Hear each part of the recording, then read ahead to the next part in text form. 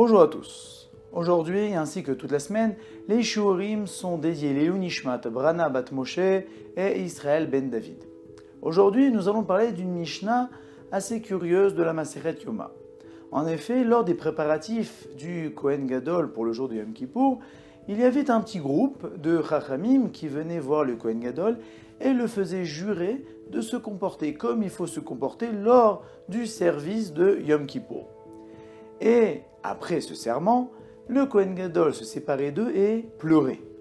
La Mishnah nous dit pourquoi le Kohen Gadol pleurait, et elle nous répond et nous dit que, étant donné qu'on l'a suspecté à tort, alors là le Kohen Gadol pleurait. Rav Yehuda Lev Chasman, dans son Sefer Oriel, nous demande, il dit: je ne comprends pas. Si il n'est pas concerné par ce serment, il sait très bien qu'il va faire la chose comme elle doit être faite. Alors pourquoi il pleurait? Parce qu'on l'a suspecté, il va pleurer.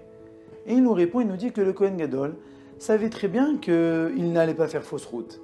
Mais le simple fait de savoir qu'il y a des gens qui font oui cette fausse route, et d'y penser, cela le faisait pleurer.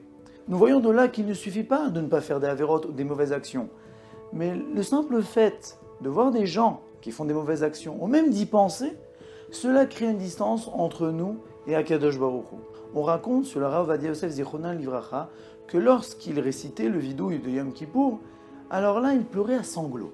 Les gens sont partis lui demander la raison de ces sanglots. Certes, une personne a pu faire une ou deux avérotes qu'il pourrait regretter, mais là le Rav pleurait pendant tout le vidouille, où nous récitons des avérotes que seuls des impies pourraient les faire. Et là le Rav répondit, lui dit: certes, je n'ai pas fait ces avérotes, mais le fait de savoir qu'il y a des juifs qui le font, et qui font cette peine-là à Kadosh Baruch Hu, cela me peine énormément.